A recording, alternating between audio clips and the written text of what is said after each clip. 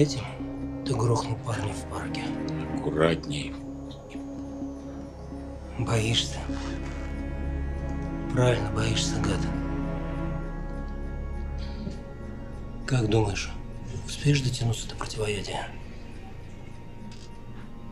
Оно у тебя есть? Не так ли? Ты этого не сделаешь. Не рискнешь. А если нет никакого противоядия, а?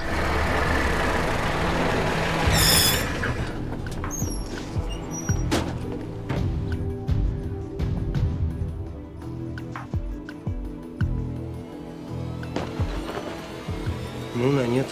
И сюда нет. Товарищ майор, за окном! Ложись!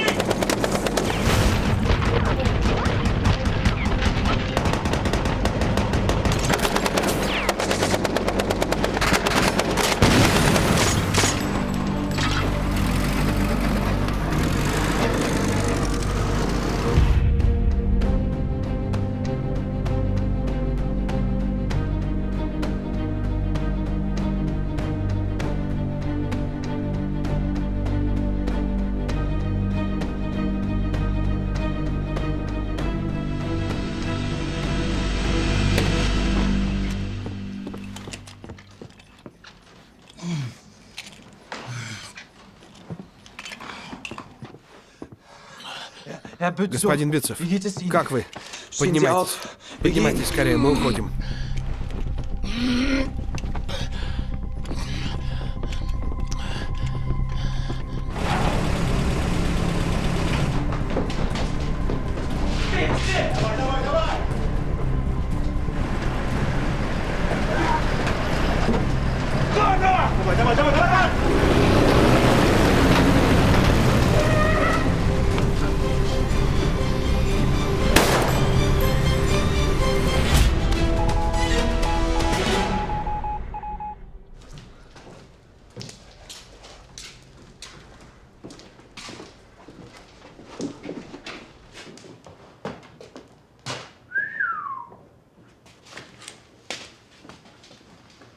Да тут целый гардероб. Посмотри, капитально обосновались. Их, видать, давно забросили, как держали законсервированными. И с документами у них, судя по всему, проблем нет. Ах, столько задержать не могли. Да, лих, сволочь, под спецсвязь работали. И вот тут возникает резонный вопрос к товарищу Абитову. Диверсионная группа у него под носом свела гнездо, а он ни ухом, ни рылом. К тому же далеко не факт, что эта группа единственная. Зато сейчас, когда нет Ромина, они будут вынуждены сами передавать информацию. Но если, конечно, у них есть запасная рация. Есть, есть. Есть. Вот она, фрау Телефункин. Усиленный переходящий элемент. Лупит на 1500 километров. Проверь и подготовь. Есть. То, что они будут вынуждены сами выходить в эфир, дает нам, пусть небольшой, но все же шанс.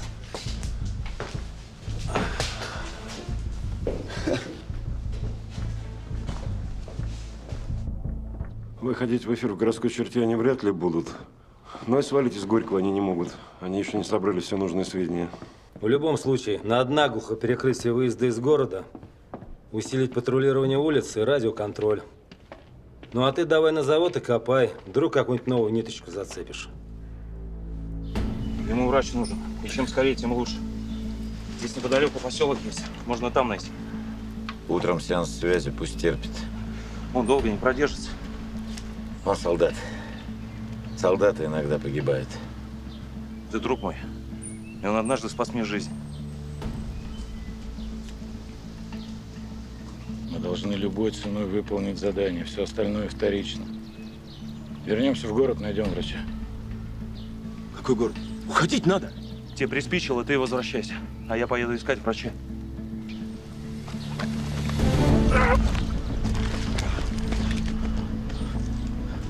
В этой яме места хватит для двоих.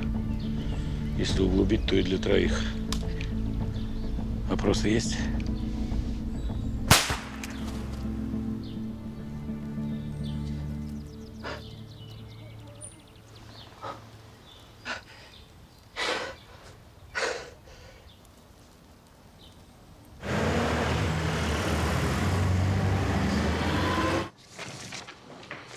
Здесь те люди, с которыми я хотел переговорить бы в первую очередь. Но для начала я хочу изучить их личные дела. Как я понимаю, вас интересуют исключительно те, кто имеет секретный допуск, верно? Правильно понимаете. Когда желаете приступить? Немедленно. Хорошо. Интересная штука. Это память о былых временах. Я ведь когда-то работал в цирке. Ну, а потом пришлось перейти в народное хозяйство.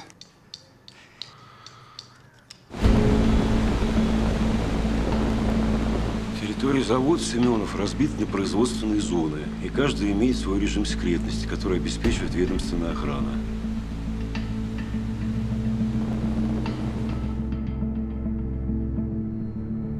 Доступ сотрудников в одной зоны в другую только по специальному разрешению начальника режима Петрухина.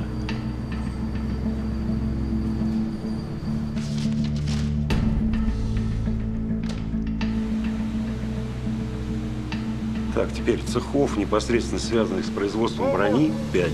Плавильный, термоцех, литейно-расковочный, гальванический и экспериментальный. На каждом дополнительный режим секретности. Допуск посторонних происходит лишь по специальным пропускам, подписанных уже лично директором. В шифровках информация была из разных цехов. Значит, тот, кто ее собирает, имеет доступ во все 5. Да его давным-давно вычислили. Таких людей можно по пальцам пересчитать. Информатор может не иметь отношения к производству брони. А это как? Да вот так. Ему достаточно иметь доступ к одному из специалистов из этих цехов. Да, но как он будет собирать подобную информацию, не привлекая к себе внимания? Учитывая режим секретности, это практически исключено. Ой, Семенов, а если за дружеским столом? Под рюмочку-другую, а? Я, кстати, составил расширенный список таких людей. Кое с кем из них уже успел даже поработать. Что-то конкретное есть? Есть одна мутная история. Главный инженер гальванического цеха Лебедев рассказал, что около года назад одного из его сотрудников, некто Загайлов, пытался завербовать некий неизвестный. Я тут же доложил начальнику режиму, товарищу Петрухину. Ну, такой порядок. Ну, а он уже сам сообщил об этом. Ну, куда следует. И дальше что? А что дальше? Через несколько дней Загайла арестовали. За что? За пособничество врагу. Дали 5 лет и отправили в лагерь. Естественно, у меня возник вопрос. В чем же пособничество? Если Загайло сам сообщил о попытке его вербовки. А? Но когда вербовщик на следующей встрече не явился, Петрухин обвинил Загайла в том, что тот якобы струсил, предупредил его. А разбираться долго не стали, а Загайла дали срок. Ну так, на всякий случай. Ну, а сам-то Петрухин, что за человек? С ним уже общался? Тёртый калач. Кстати, его сестра замужем за нашим Абитовым, по вине которого мы упустили Биуца, и по вине которого погиб Скопин. В общем, эти Петрухин с Абитовым друг другу отнюдь не чужие люди. На фотографии в кабинете стоят как закадычные друзья. Думаешь, есть связь? Я думаю, что есть еще одна странность. Я увидел, как Петрухин в обеденный перерыв выходил с завода. Шел, явно нервничал, оглядывался. Я решил за ним проследить, увидел, как он заходит в телефонную будку, звонит кому-то. Потом вернулся на завод. А чё же ему помешало позвонить прямо с завода? Я так думаю, надо за ним проследить после работы, куда пойдет, чего будет делать. Только без привлечения местных товарищей. А может, и Бютцев, и диверсант уже благополучно смылись? Почувствовали запах жареного и тю-тю? Да вряд ли. Кому-то же он звонил. Так может, это Петрухин не при делах. Ты видел, как он ушел? Шугался, оглядывался. У него явно рыло в пуху.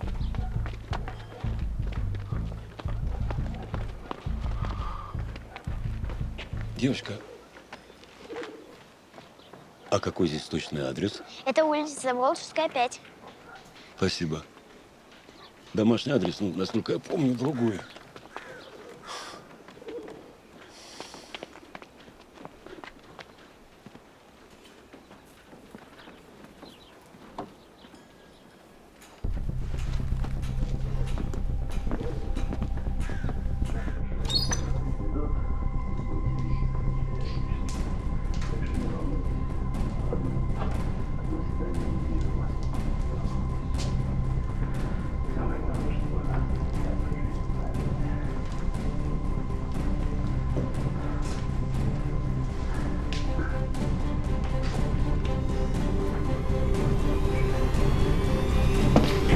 Не двигаться! Бросай оружие! Бросай!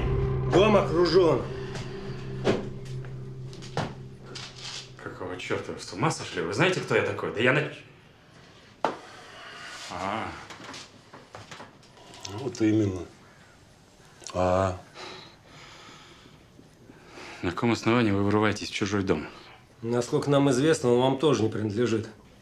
Документы, гражданочка. Они в ящике комода. Ну, раз в ящике комода. Значит, хозяйка вы, я правильно понимаю? Загайла Татьяна Викторовна. Требую немедленно связаться с товарищем Абитовым. Для начала мы с вами пообщаемся. Товарищ Петрухин, пройдем в соседнюю комнату.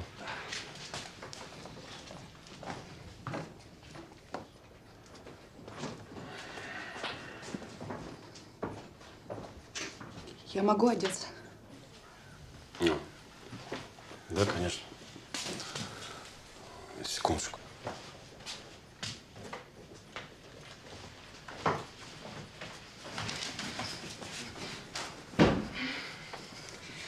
Я требую немедленно позвонить товарищу Абитову. Ну, это мы уже слышали.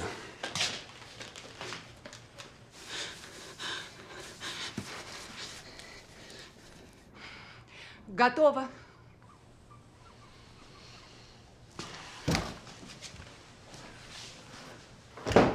Ну что, последний раз спрашиваю.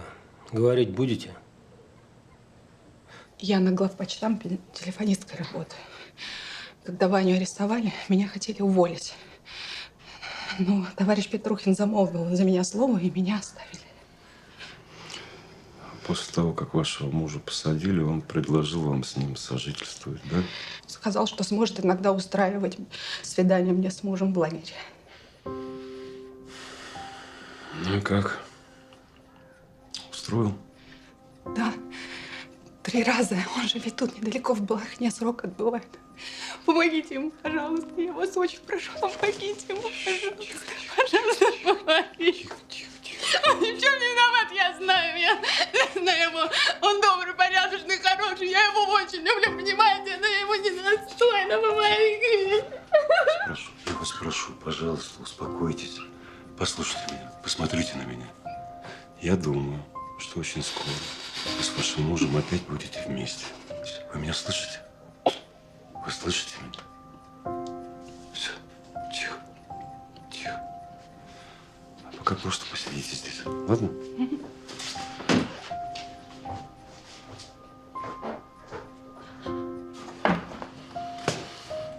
Молчит? Угу. Пусть молчит. Все и так ясно.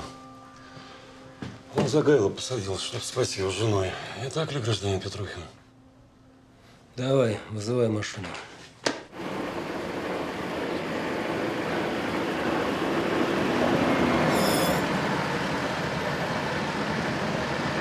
Дежурный! Этого в камеру. Дежурный наряд, ко мне! Собирайте.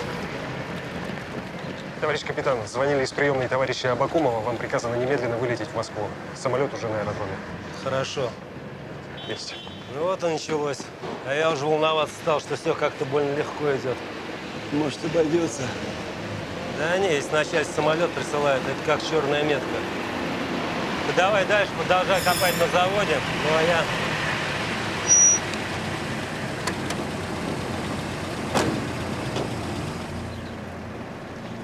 Это правда, что вы арестовали начальника режима Петрухина?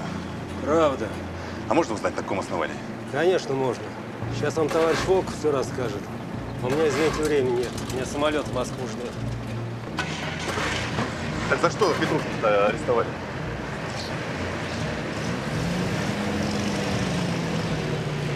Шурина своего приехали защищать. В первую очередь ответственного сотрудника. Сотрудника, который превысил свои должностные полномочия и использовал свое служебное положение в корыстных целях. Нехорошо. Автобус уже не ходит. Могу подвезти. Здесь поговорим. Прошу.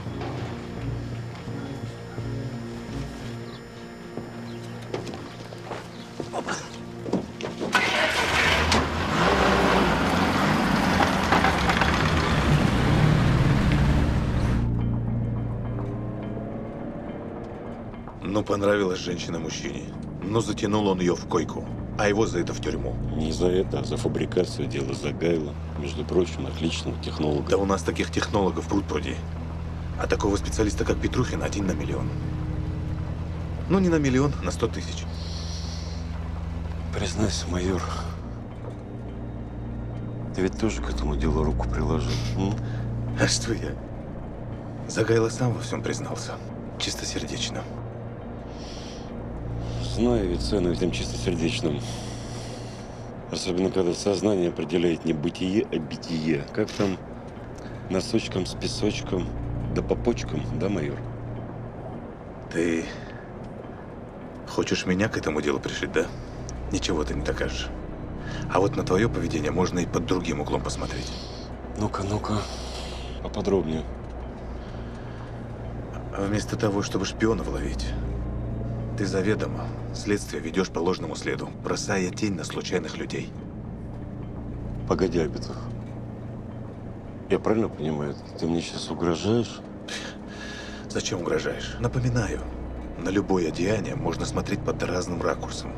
Вопрос лишь в том, кто, как и когда будет смотреть.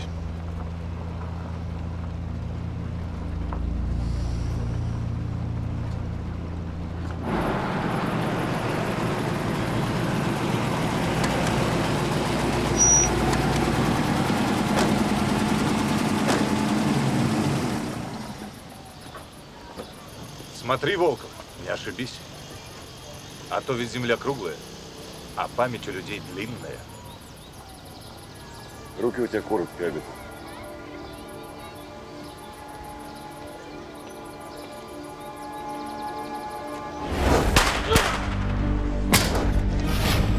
Гражданин Крайновский арестован.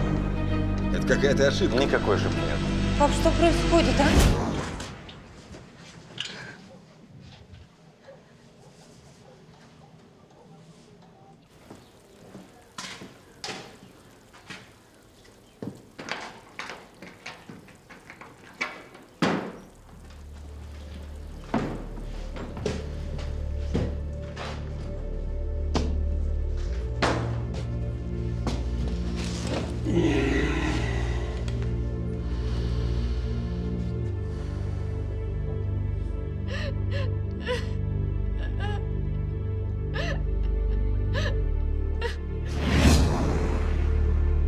Дочка, ну как твой экзамен?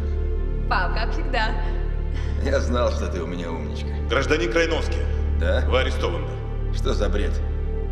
Это какая-то ошибка. Никакой ошибки нет. Вам скоро все объяснят. В машину его. Пап, что... Пап, что происходит, а? Вы чего себе позволяете? Так, а ну-ка. Да убери руки свои! Молчать!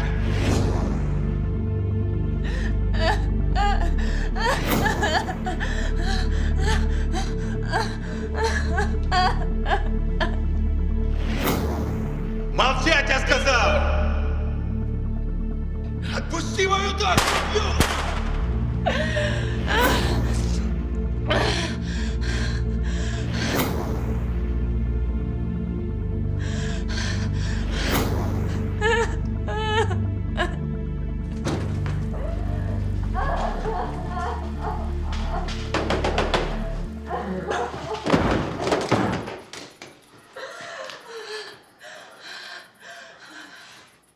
Чего такое? Что случилось?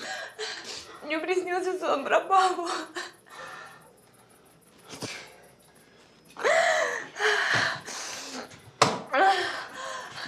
Ну все, успокойтесь.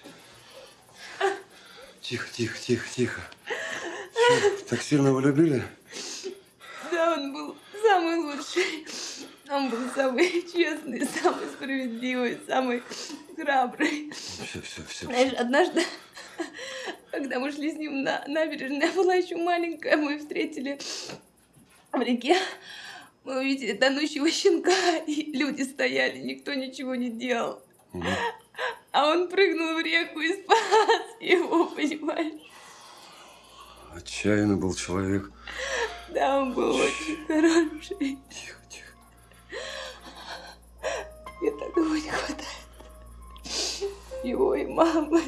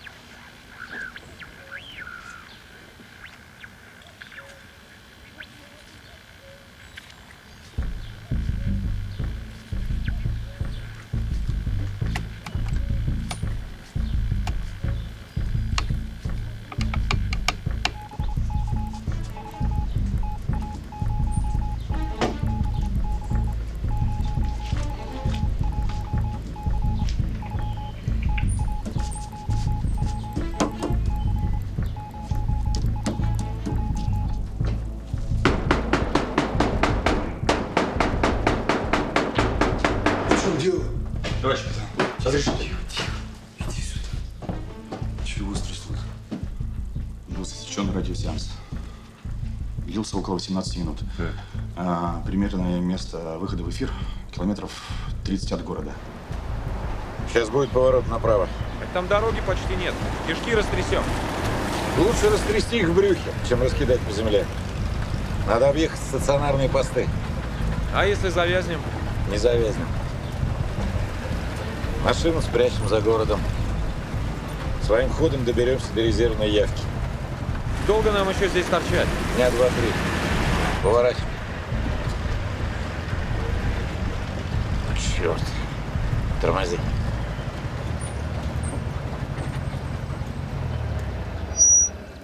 Ваши документы? Мы офицеры конвойной службы едем в Горький из Саранска со спецзаданием. Угу. А чего же в штатском, если офицеры? Я же сказал, спецзадание. А почему по этой дороге, а не по трассе? Да вот, решили сократить путь, да заблудились немножко. А что у вас в вещмешках? Там личные вещи. Покажите. Я же говорю, там только личные вещи. Вы не имеете права обыскивать офицеров без специального разрешения военной комендатуры. Оно у вас есть? Нет. Тогда извините. А это что? Вроде как пулевые. Заводи!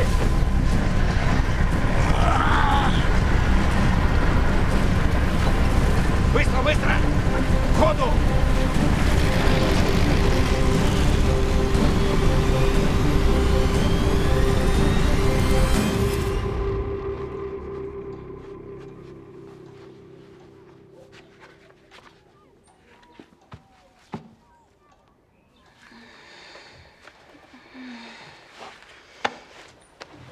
Доброе утро. Привет.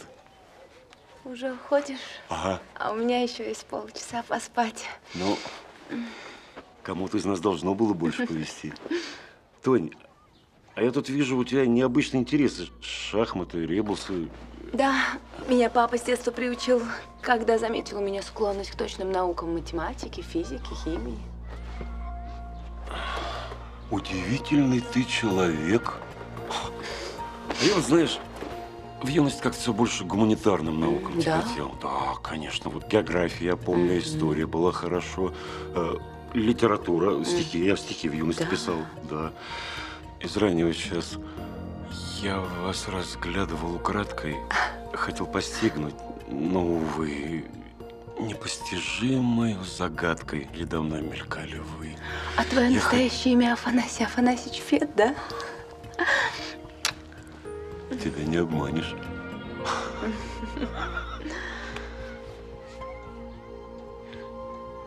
Я постараюсь сделать так, чтобы ты всегда только улыбалась. И никогда больше не плакала.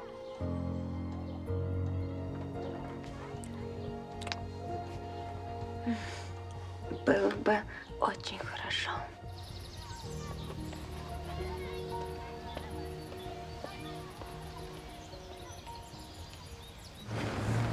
Пока вы там неизвестно, чем занимаетесь, немцы чувствуют себя совершенно вольготно и собирают вовсю секретную информацию. У вас под носом.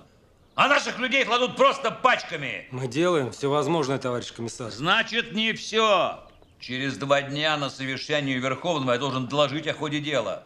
А мне нечего докладывать. Мы постараемся. Да уж постарайтесь, сделайте милость. Докладывать мне о ходе дела каждые 3 часа. 3 часа, понятно? У вас 2 дня, капитан. Так точно. Получается, Ефим Мануилович, оставшаяся информация должна прийти из гальванического и экспериментального цехов, да?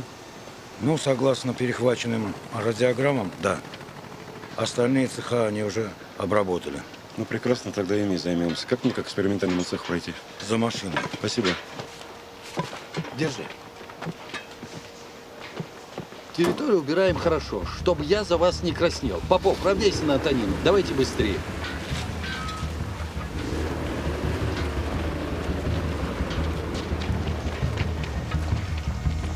Инспектор госконтроля Волков. А что за люди? Это разнорабочие. Вывести мусор, погрузка-разгрузка, уборка территории, ну и прочее. Где квалификации не требуется. Спасибо. Вы меня извините, конечно, но все-таки как начальник отдела кадров меня интересует. Но почему у вас такой живой интерес к обычной разнорабочей? Почему? Да хотя бы поэтому, на каком основании вы приняли на работу в военное время на режимный объект члена семьи врага народа? Ну, во-первых, принимал это не я. А во-вторых, существует инструкция, благодаря которой мы имеем право принимать на режимные предприятия таких людей, на должности, которые не связаны с производством. Война, дефицит кадров. Понятно. А почему в деле упоминается мать, а в графе отец прочерк? Это как? Ну, это лучше вам обратиться в органы. Хотя, впрочем, если вы прикажете, то я тотчас напишу заявление об ее увольнении. Не надо пока никого увольнять. Я тут подготовил новый список лиц. Будьте добры, пожалуйста, принесите мне их личные дела. Хорошо? Хорошо. Спасибо.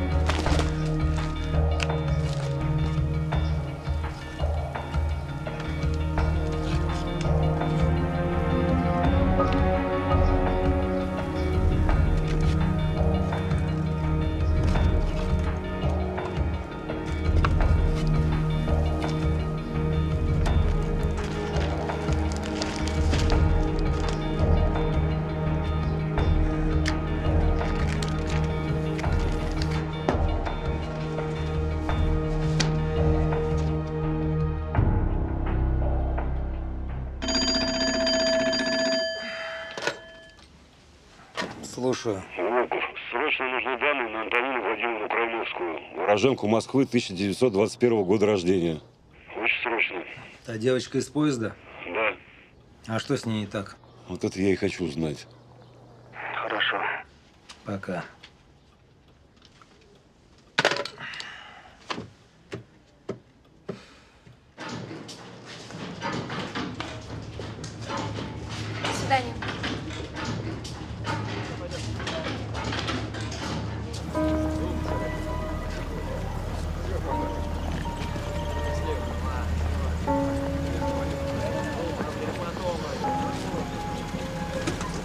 Катись.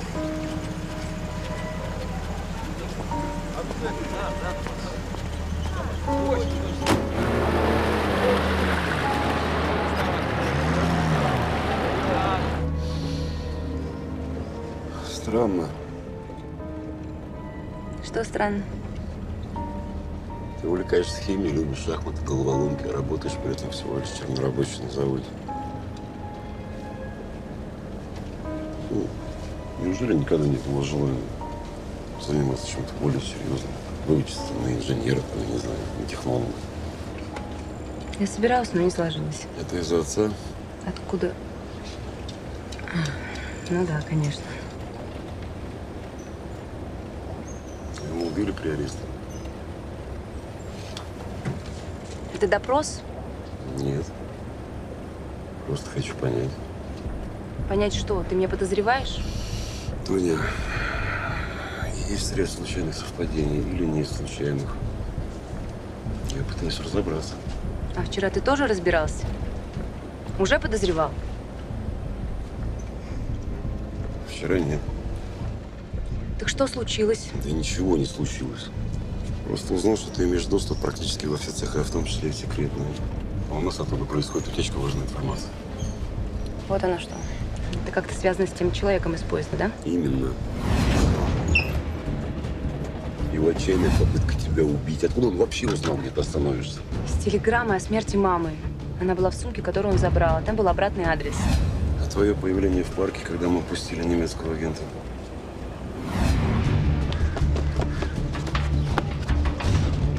Вы? А вы что здесь делаете? На завод ты успела работать перед самой войной, когда тебя выслали из Москвы как дочь врага народа. Меня выслали из Москвы, потому что я отказалась отречься от папы. А мама поэтому и осталась в Москве. Твои увлечения говорят об аналитическом мышлении и об умении просчитывать на много ходов вперед. Идеальное качество для шпиона. Ну так арестуй меня. Вот она, я бери. Тащи в свои казематы. Зови своих костоломов, пусть они меня пытают. А лучше убили, как папу, без суда и следствия. Истерику прекрати. Я пытаюсь дать тебе шанс. Я это уже проходила.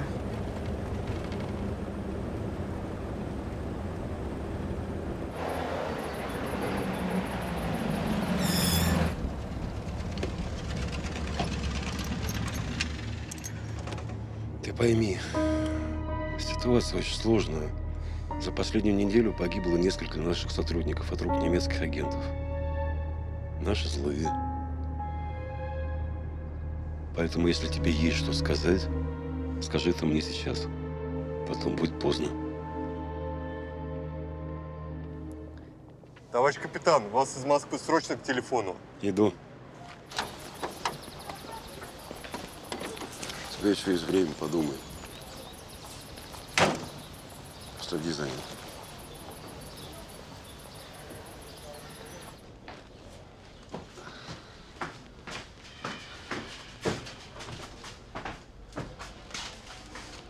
Вов, на проводе. Здорово. Здорово. Отец этой твоей Тони, Вадим Крайновский, Действительно проходил по делу Тухачевского. При аресте оказал сопротивление и был убит. Причем на глазах у дочери. ее тогда еле откачали, она эпилептик. Ты это знал?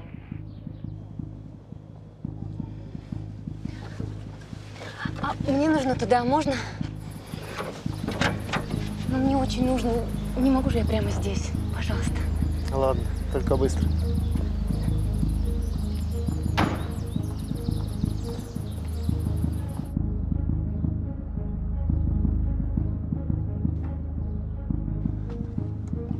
А теперь угадай, чем Крайновский занимался при Тухачевском. Ну, не томи вы, ну. Разрабатывал теорию применения танков в современной войне. Такие совпадения только в кино бывают. А теперь главное. Сама Антонина в 1939-м, как золотая медалистка, была принята без экзаменов, внимание, в Московский институт стали. Сечешь? Я перезвоню.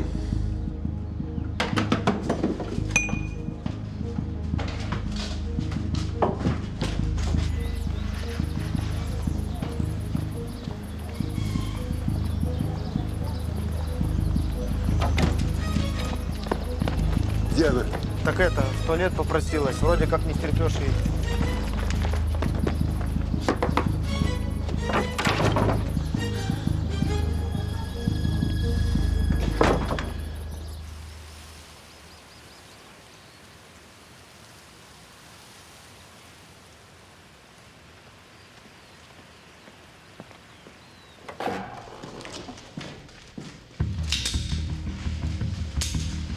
Вот что было в тайнике.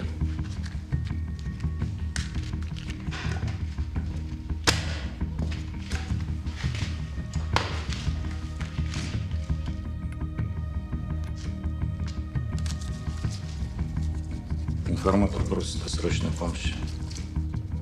Слишком близко к нему подобрались. И как мы ему поможем? Надо ненадолго отвлечь внимание чекистов от завода. Держи. Отнесешь это по одному адресу. Заодно мой старый должок вернешь.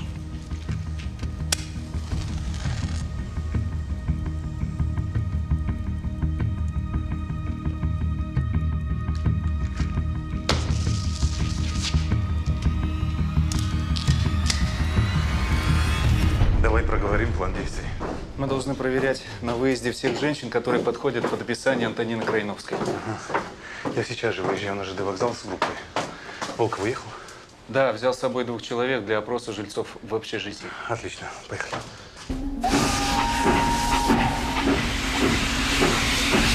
Проступить! Да пропусти! Куда ты прешься? Что ты видишь, очередь стоит? Чё растявкали? Ща мигом заткнуть. Вот много власти встать! Мы же сказали, очередь. Вот и чисто. Как все.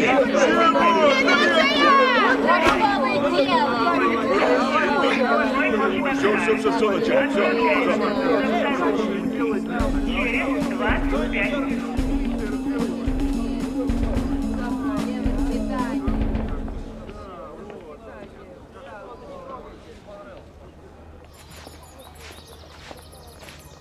Милок, ты куда? Электроремонтная служба, бабуль.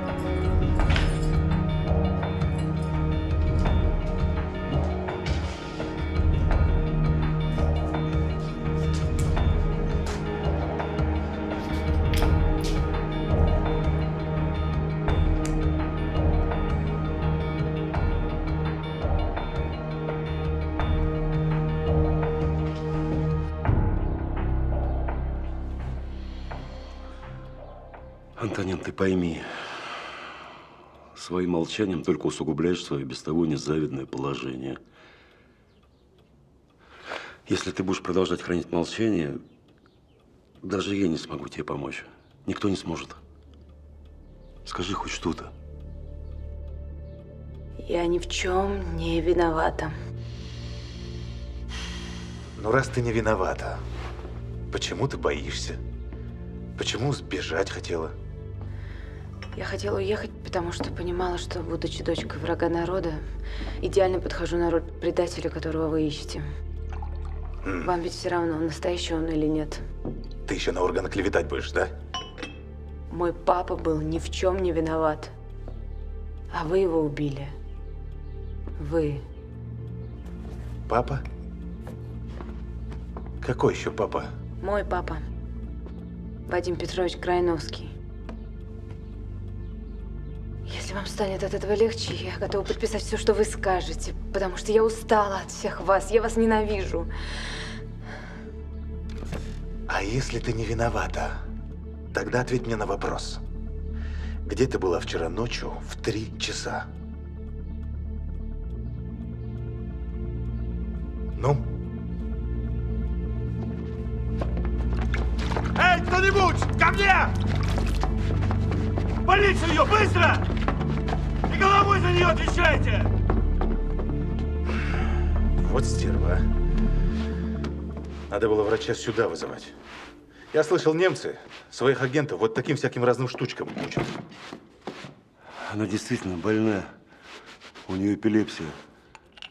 Колоть ее надо, колоть.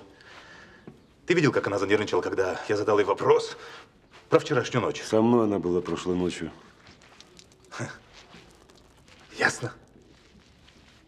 Может, она тем самым себе алиби обеспечивала, а тебя просто отвлекла. Вот так. Ну, тогда она очень хитрый агент. И расколоть ее можно только железными доказательствами. А вот в больнице за ней надо будет установить наблюдение.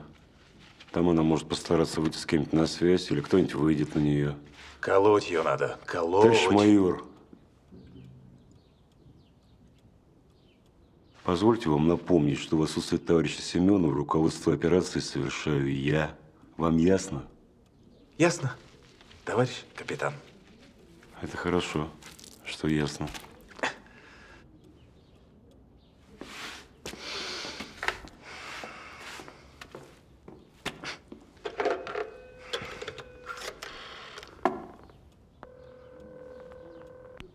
Алло, Москву, срочно.